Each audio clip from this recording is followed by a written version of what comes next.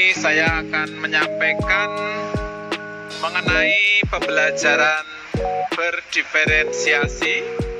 Apa itu pembelajaran berdiferensiasi? Pembelajaran berdiferensiasi menurut Tomlinson yaitu serangkaian keputusan masuk akal atau common sense yang dibuat oleh guru yang berorientasi kepada kebutuhan murid. Ciri-ciri pembelajaran berdiferensiasi yang pertama adalah tujuan pembelajaran jelas. Kemudian guru mengetahui kebutuhan murid. Biasanya guru akan mengawali dengan tes, ya, tes diagnostik. Kemudian ciri yang ketiga yaitu lingkungan nyaman yang menarik murid belajar dengan bahagia. Yang keempat, manajemen pengelolaan kelas yang efektif dan penilaian yang berkelanjutan. Aspek kesiapan atau kebutuhan murid ini ada 3, yaitu yang pertama kesiapan belajar, kemudian minat belajar, dan yang ketiga adalah profil belajar. Skenario pembelajaran berdiferensiasi. Di sini saya akan mencontohkan skenario dari pembelajaran berdiferensiasi. Di sini ada kasus, yaitu Pak Kasim adalah seorang guru sekolah dasar. Minggu depan ia akan mengajar murid-muridnya tentang cara kerja salah satu sistem organ tubuh manusia, yaitu sistem organ pencernaan. Ia mempersiapkan beberapa sumber belajar yang menurutnya akan membantu murid-muridnya belajar sesuai dengan kebutuhannya. Sumber belajar yang ia siapkan diantaranya poster, artikel, buku bacaan, kartu pertanyaan, dan video. Di awal pembelajaran, Pak Kasim memberikan penjelasan kepada semua murid yang ada di kelasnya tentang tujuan pembelajaran dan konsep kunci yang ia ingin anak-anak kuasai. Lewat proses tanya jawab dan contoh-contoh, ia juga memastikan bahwa murid-muridnya memahami apa yang dimaksud sistem.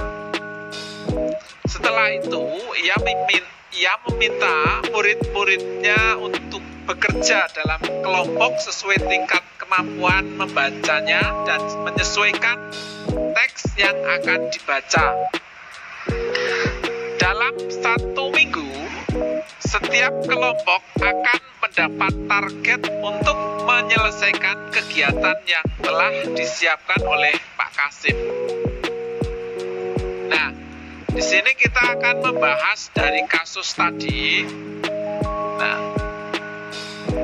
dari kasus tersebut, apakah kebutuhan belajar murid yang berusaha dipenuhi oleh guru tersebut, yaitu oleh Pak Kasim? Nah, di sini, jadi Pak Kasim itu dalam hal kesiapan belajar itu sudah memetakan atau mengidentifikasi tingkat kemampuan membaca murid yang berbeda-beda. Kemudian dari kasus tadi, Pak Kasim juga yang berkaitan dengan minat murid, itu proses pembelajarannya itu sudah disesuaikan dengan minat belajar murid yang berbeda-beda. Ada yang suka membaca, mengamati, berdiskusi, wawancara, atau menjawab soal. Nah, kemudian dari profil belajar murid yang Pak Kasim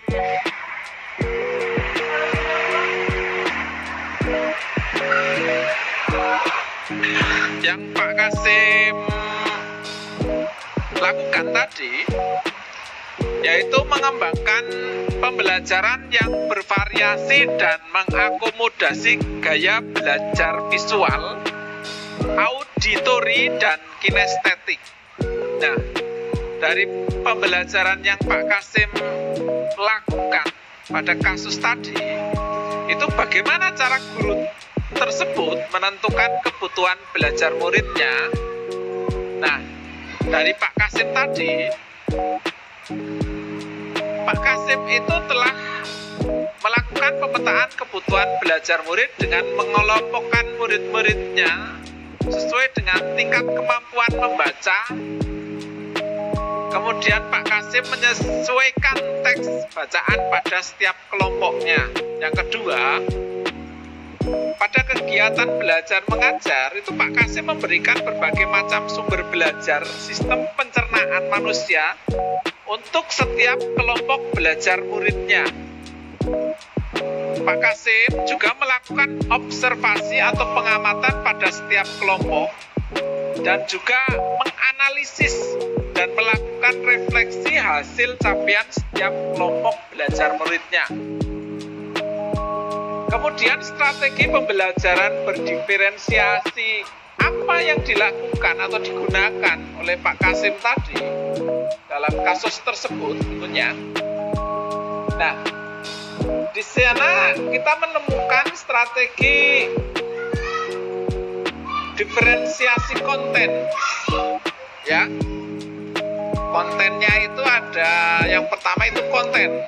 Di antaranya ada poster, artikel sederhana, kemudian buku bacaan, kartu pertanyaan, dan juga video. Kemudian strategi diferensiasi proses juga ditemukan pada pembelajaran tersebut, yaitu membentuk kelompok berdasarkan tingkat kemampuan membaca dan pemahaman. Kemudian pemahaman konsep melalui membaca buku, artikel, mengamati poster untuk mendiskusikannya. Kemudian membuat sebuah cerita kreatif, bisa juga dengan menjawab kartu-kartu pertanyaan. Nah, pada pembelajaran yang dilakukan oleh Pak Kasim tadi, itu juga terdapat strategi diferensiasi produk. Bisa juga diterapkan dalam pembelajaran tadi, misalkan menjelaskan alur pencernaan dalam sebuah diagram alur sederhana yang dilengkapi penjelasan singkat dengan menggunakan kosakata sederhana. Kemudian membuat cerita narasi tentang alur pencernaan dengan kosakata yang lebih bervariasi. Kemudian membuat sebuah cerita kreatif dan perspektif seseorang makanan yang menarasikan alur pencernaan. Ya. Kemudian bagaimana guru tersebut melakukan penilaian? Nah, pada kasus tersebut Pak Kasim itu melakukan penilaian dengan cara, yaitu yang pertama melalui penilaian yang berjenjang dan bervariasi sesuai dengan kemampuan murid. Kemudian yang kedua yaitu membuat catatan-catatan penilaian selama proses pembelajaran berlangsung. Yang ketiga, Pak Kasim juga melakukan refleksi. Nah, dari pembelajaran berdiferensiasi yang dilakukan oleh Pak Kasim tadi, bisa diambil kesimpulan bahwa pembelajaran berdiferensiasi ini merupakan usaha terbaik guru untuk menyesuaikan dan mengelola proses pembelajaran di kelas dalam memenuhi dan berfokus pada segala aspek kebutuhan murid. Nah, dalam kasus ini, Pak Kasim sudah melaksanakan pembelajaran berdiferensiasi pada materi sistem organ pencernaan manusia sesuai dengan skenario pembelajaran yang telah dirancangnya, mulai dari perencanaan, proses, sampai penilaian. Jadi, intinya pembelajaran berdiferensiasi itu kita membuat skenario pembelajaran yang memadai seluruh Entah itu bisa melalui diferensiasi konten, proses, dan juga produk. Nah, pembelajaran berdiferensiasi itu tidak harus memuat seluruh konten, bisa salah satunya saja. Kalau misalkan lebih baik, ya bisa memuat semuanya. Tapi kalau bisa ya kita satu saja itu sudah cukup bagus di dalam pembelajaran yang berdiferensiasi. Nah, itulah paparan tentang sedikit gambaran dan skenario pembelajaran berdiferensiasi. Semoga bermanfaat dan terima kasih. Wassalamualaikum warahmatullahi